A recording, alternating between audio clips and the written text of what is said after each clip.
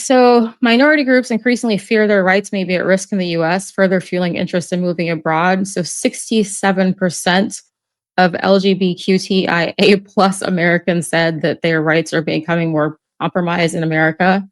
58% of women said the same. And of those women, 77% of Black women said that.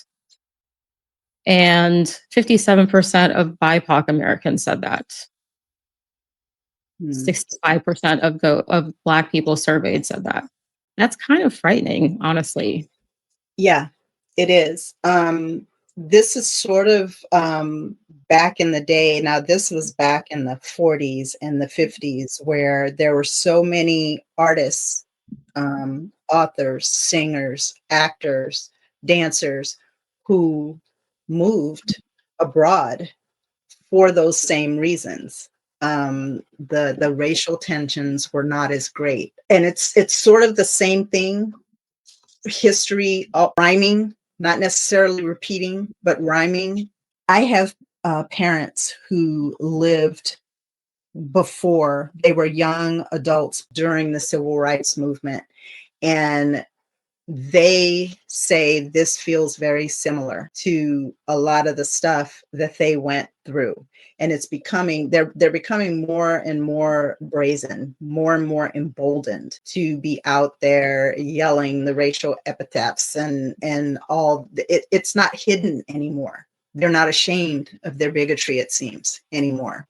I mean, when the president of the country is a flagrant racist, misogynist, kind of sets the tone and makes other people feel like they can just be an ass. To be quite honest. Yes, it quieted down a bit during the Biden years. It was still out there because they had been emboldened by that time, and then Trump, of course, was still running. You know, he never stopped running for office, and so it's kind of stayed in the limelight, but it quieted down a bit, and now it's just like the decibel level is just way up there with all of it right now. I know that when I go to most other countries, it's like a weight is lifted from my shoulders because I don't feel the weight of the judgments that come from being Black.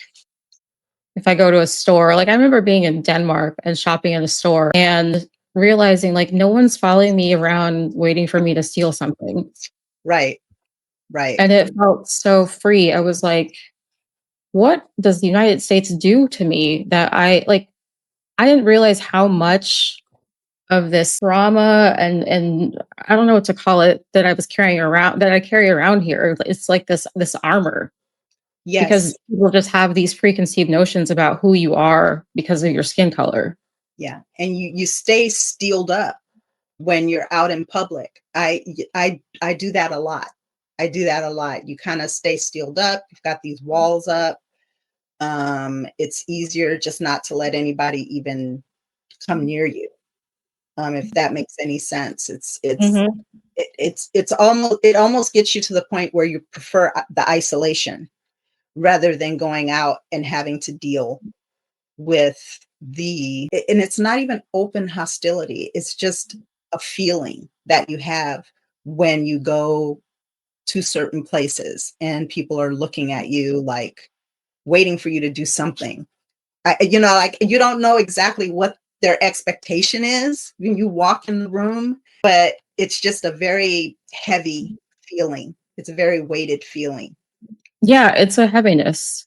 And it's a heaviness that leaves once I step on foreign land. That's not every place. I have been to some countries where I'm like, Yeah, yeah. yeah, yeah. It's not everywhere. So I have a video to share from TikTok from a Black woman who moved abroad, and she's got some reasons why. About leaving the United States. I'm going to hold your hand when I say this. It is time to start thinking about that very seriously.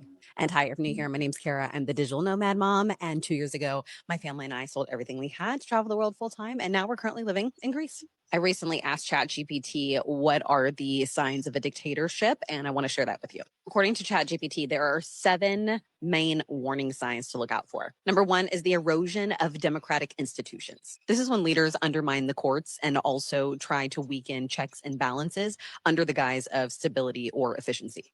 Yep, that sounds familiar. Number 2 is the attacks on the free press. This is labeling journalists as fake news, restricting media outlets, or also censoring free speech. And after Jimmy Kimmel getting canceled, we're there. Number 3 is concentration of power, where the leader tries to extend term limits. We're not there yet, but I will not be surprised if this comes into play soon. Number 4 is one we know pretty well already, and that's the use of fear and division, targeting minority groups and immigrants to promote an us versus them mentality. Leaders will also promote nationalism and conspiracy theories to unify people against a supposed threat. We're there too. Number 5 is suppression of opposition. This is when we start to see criminalization of protests, unions, NGOs that are going against government policy. Yeah, that also sounds familiar. Number 6 is the militarization and the policing of society, which basically means expanding police powers and surveillance and military presence in our everyday lives. Yeah, we can check that one off the list. And number 7 is probably no surprise. It is a personality cult where the leader presents themselves as the savior of the nation with the excessive use of symbols, slogans, and propaganda. So out of the 7 first warning signs, according to ChatGPT, we are at least at 5 of them. So my friends, it is time to go. I would not stick around to see if we make it to the other 2 early warning signs of a dictatorship. And if you're not sure where to start in this journey, because it is a So she goes on to share that she has a guide. Her name is Kara Celeste West. So if you want to check her out and get her guide on tips for expatriating, check her out. Yeah, you can get a lot of good information. Like I said, you got to do your research. When you're planning on moving your whole life to another country, you have to have people at your destination site that you can trust. You have to have people that are going to do right by you. You have to have a plan. You It's have to have a plan. yeah. And like you mentioned, this is not a new thing. Americans wanting to leave the country and live elsewhere. This has been something that artists and writers and great thinkers have been doing for decades. And so that leads me to a video of the wonderful James Baldwin, the writer, the illustrious thinker, Yes. who moved to Paris in 1948, I believe. Yeah. He was just done. Wanted answered. Why did he move to Paris? Paris is very important to me because I was able to, I was able to take a deep breath, and I was able. This may sound a very corny way to put it, but I wanted to find out where being black ended, where I began, or vice versa. I mean, that some things had happened to me because I was Jimmy, and some things happened to me because I was black. And I wanted to find out how to get these things together, because I didn't want to spend the rest of my life going around saying, you treat me that way because I'm black. After attaining worldwide acclaim as a black writer, Baldwin wrote Giovanni's Room, an explicitly homosexual love story. His publishers in New York refused to print it for fear of alienating his newly acquired white, middle-class audience. Baldwin was furious and took the book to England for publication. You published Giovanni's Room. He moved to see what it felt like to live somewhere else as a black person and see if it would be the same. And also because he was writing about gay relationships and his book would not be published in the States. So it was like a double whammy for him. Yeah. He has some really profound quotes. All the clips and snippets that I've seen of him of late, he could be speaking today and it would hit the same as it did back then, which is really kind of sad if you think about it. If you think about it, it's like, how far have we really come? Yeah, it's like that phrase, the more things change, the more they stay the same. Mm-hmm. Would hope that would not apply when it comes to racism and all kinds of the negative isms. Yeah. Yeah. You would hope, but unfortunately it just doesn't Doesn't seem that way right now anyway. No, and the next video I want to show is James Baldwin actually talking about racism on the Dick Cavett show. That's a good one too. They say, but it's getting so much better. There are Negro mayors. There's Negroes in all of sports. There are Negroes in politics. They're even accorded the ultimate accolade of being in television commercials now. I'm glad you're smiling. Is it at once getting much better and still hopeless? Well, I don't think there's much hope for it, to tell you the truth. As long as people are using this peculiar language. It's what I was trying to convey before when I said that it's not a question of what happens to the Negro here, or to the black man here. That's a very vivid question for me, But the real question is what's going to happen to this country. I have to repeat that. Now, if Negroes, don't seem to be very optimistic, it's not because they suddenly all changed from happy, shiftless, dancing darkies down on the levee, picking all that cotton and singing praises to the master. They're not changed at all. They never were optimistic. All one's got to do is listen to Swing Low, Sweet Chariot and ask yourself what that song's about. Or try to really listen to what Ray Charles is really telling you. We have lived under these intolerable conditions for how many years? Maybe 400 years. We have evolved a certain kind of style to meet it. And a lot of that has been involved with the lies we had to tell to you. And the lies we had to tell to you, this compounds a disaster you believe because you wanted to believe it. But obviously you knew, every white man knows, that he would not himself, lying track for nothing. He would not himself allow his child to be sold from him as though the child were a mule. He would not himself allow himself not to have the autonomy of his own house and his own woman. He would not himself pick all that cotton and carry it to market just because he loved white people. We all know that.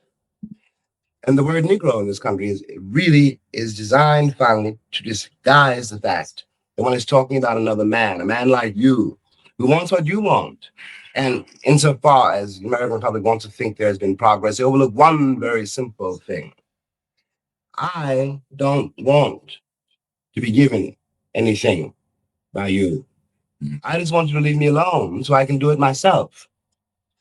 And it also overlooks another very important thing. Perhaps I don't think that this republic is a summit of human civilization. Perhaps I don't want to become like Ronald Reagan or like the president of General Motors. Perhaps I have another sense of life, which in fact my situation here has forced me to trust. And perhaps I know more about you and your institutions than you know about me. And perhaps I have a judgment on them. Perhaps I don't want what you think I want. And if there's nothing you can give me, perhaps there is something that I can give you. Bars, I could listen to him all day. right? I could listen to him all day. I love him. I love him in his books. Wow. He talks about going to Paris, and Paris was not necessarily the utopia, but his Blackness wasn't the primary thing when he lived abroad. That wasn't the end all be all of his existence to everyone around him. That was just part of who he was, in his circles overseas. And I just thought, wow, it's just, I can't put myself in the place of some of our ancestors, some of our elders, because the oppression, even the heaviness that we feel today is probably nothing compared to what they felt. But if this is just even a fraction of what they were feeling, it amazes me how our people have overcome and survived and thrived under that, because it is just so heavy. It really is. I also loved how he said, I don't want you to give me anything. I want to be left alone to do it myself. I don't know how many times I've thought, just leave Black people alone. Like, we just want to be left alone to live our lives. Just leave us alone. If we build something up, please don't come burn it down. Let us be. let us be. Just live and let live. Like I think you said this on one of our shows a week ago or a couple of weeks ago. Just let people live. Yes. Just let them be. As long as they're not hurting anybody, you'll just get the hell out. Yep. Just stay out. Stay out. So this Yeah. is not the James Baldwin show, but there is one more clip I want to show of him because he's just so good. He is. He's so prolific and he speaks so well on these things. Yeah. So this is another clip from that same Dick Cavett episode, and that is from 1969. By this, is it possible that you always have to deal with the prejudice against Negroes separately from almost all other racial prejudices? And has anyone ever offered a theory that it's something unrational, something sub-rational, some almost tribal, irreducible fear of the color black or something that may A great put many that kind people of have, prejudice into another category? a great many people have suggested that, but I'm not sure that I entirely buy that. I'm not, I was lucky enough or desperate enough to live outside this country for a while. And I observed, that if I walk down the streets of Paris or Stockholm or uh, Istanbul with, Phyllis, for example, nobody even noticed it. The only people I know, the only people who really get uptight when they see a black boy walking with a white girl, for example, are Americans. And I've seen this a thousand times. I've seen it once. We walking down the street, she and I talking to each other, minding our own business. Or I'm walking down the street by myself, and here comes, somebody, with his girl. And something happens in his eyes, something happens in his face. That line about nobody cares until it's an American. There is a real like sickness in this country when it comes to race and what people look like, and it's so pervasive and embedded in the fabric of this country. And again, it's so noticeable that it exists when you leave. Yes, definitely. Modern times, my husband and I, we're both from the South. I've lived in California most of my life, but he's been in California now, I think for, I want to say 13, 14 years. When we were dating and I would go back to Louisiana, we would go certain places, and heads would turn because he's a white man, I'm a black woman. Now, when we were in New Orleans, not a thing. Nobody pays attention in New Orleans. But we went to Mississippi. And when I tell you that we walked into a restaurant, busy, bustling restaurant. Now, there were black people there were white people there, but there weren't a lot of black and white people sitting together. We walked in just looking for something to eat. The whole place got quiet, turned and looked. And we kind of looked at each other. Yeah, we're just going to take a potty break and we're going to get on down the road. I mean, it was just the strangest feeling. And that's now. That's like here and now. Yeah, that's my husband. Atlanta, Mississippi. Yeah, because we were in a restaurant in Atlanta, and man, I had 4 white women sitting at a table across from us. And when my husband got up and went to the restroom, I was getting mean mugged and, whispers and staring my way. And it's just a very uncomfortable feeling. But like you said, it's so pervasive. America has not come as far as they think that they have. And it's just so ingrained in who we are as a country. And if we don't face it, we never want to talk about it. And if we don't talk about it, confront it, and face it, it's going to stay this way. I think you're on mute, Keish. Uh, I was really struck by the fact that they were having this conversation on television, on national television, like a real intellectual conversation about race. And it got to a point where people started being afraid of having those conversations because it was like uncomfortable to talk about or impolite somehow. And I think that burying things deep like that is, again, us running away from the problem. And so it just resurfaces when someone like, say, an orange dictator decides to run for president and starts saying all the things that some people have been thinking for years. Yes. Yes. It's like the triggers. I mean, think about that in your own mental health journey, right? When you're suppressing feelings, when you're bottling things up, it's just going to explode one day. And unless you confront those issues, talk about them, air them out somehow, you have to decompress or it just explodes. And I think that's what we're seeing right now. There's an explosion about to happen. Yeah. It's gearing up and it's about to happen.